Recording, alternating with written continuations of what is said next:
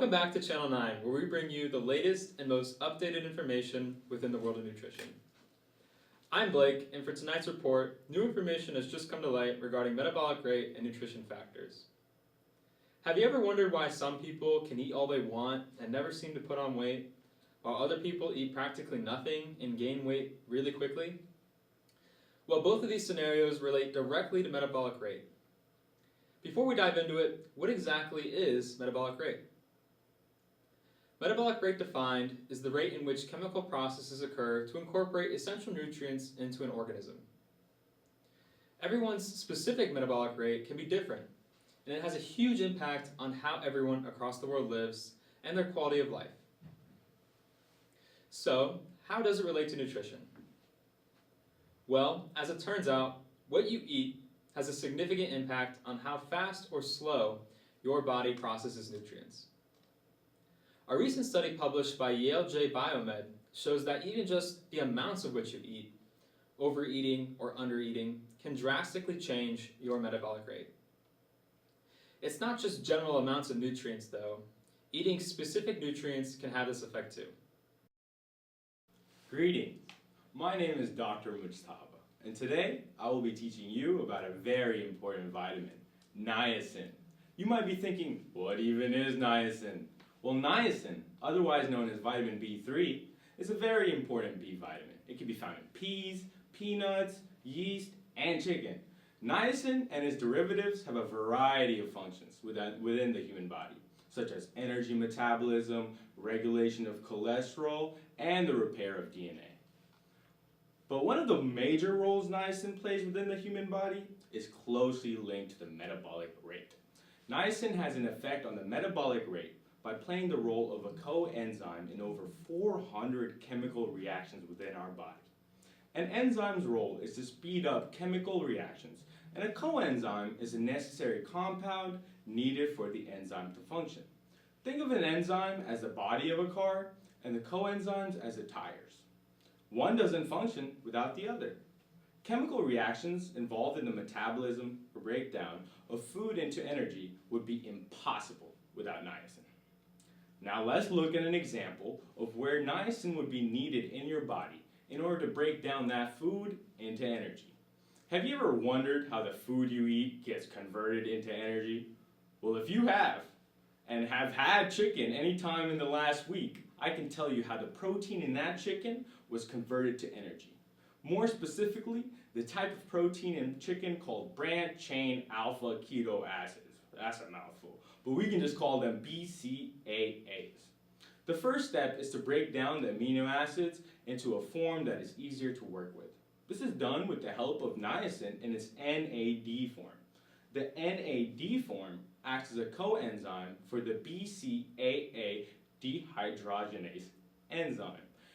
BCAA dehydrogenase functions to break down the keto acids, which generates energy for the body. Now hold on here. It looks like we have some breaking news surrounding zinc. Hello everyone, thanks for having me. I'm reporting live here at Zinkville, where a massive zinc deficiency has just been discovered. Eczema and hair loss is running rampant in this town. Everyone is balding and having itchy skin, and the local residents are not happy at all. Residents want to know who is responsible, and it looks like fingers are being pointed at the elected officials, specifically the mayor of this fine city. Studies show that meats and seafoods are rich in zinc, but the locals don't have access to these foods since the farmers and fishermen were not getting paid a fair wage for their services. This may be related to the recent controversy surrounding the mayor and the funneling of local taxpayers' monies for his own private use. Maybe that's where he got the money for his Lamborghini from. Enough talk about this city's corrupt mayor. I have Dr. Chen on the line who can give us some more insight as to how this zinc deficiency happened and what local residents can do to solve their zinc problem. Thanks for having me, Brian. Zinc, for starters, is a key nutrient that many people may not know much about. Zinc helps us heal from sickness and wounds, as well as affecting our daily food intake. Have you ever felt sick from not eating just because you didn't have the appetite for food? Well, zinc plays an important role in food intake. A recent study from 2014 shows a direct link between zinc supplementations and a change in appetite in children, and it's big enough change to even impact the effects of anorexia. As you can see from this graph, as you take in more zinc, body weight increases because of an increase in caloric intake from a bigger appetite.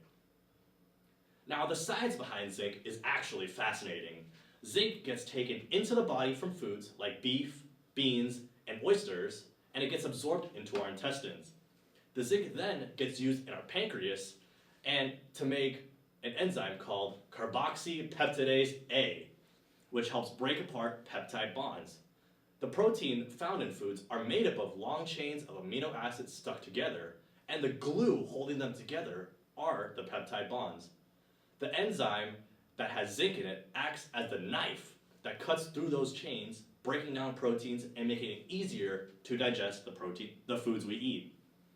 This process is largely involved in our metabolism and why people may feel an increase in appetite with an increase in zinc intake. An increase in appetite means an increase in caloric uptake, leading to slow gain in weight. The enzyme created from zinc speeds up our metabolism, and without it, our body will have a hard time breaking down and using the proteins we eat. Now, hopefully, the local residents in Zinkville resolve this issue quickly. They should find ways to get zinc supplements as soon as possible, either from their local grocery or their pharmacies. If not, residents will be experiencing these symptoms for a long time. Yikes. I'm now going to send it over to our very own specialist, Maria, who will talk about how diets affect metabolism. Thank you, Dr. Shen, for that introduction. I'm here to explain to you more about what you eat and their ingredients can influence your metabolic rate. Have you ever wondered if people that follow a vegan diet have a faster metabolic rate when compared to people in vegetarian or Mediterranean diets? Well, today I'll be bringing you the facts about the effects that these diets could have in your metabolism. Let's start by comparing the three most common diets.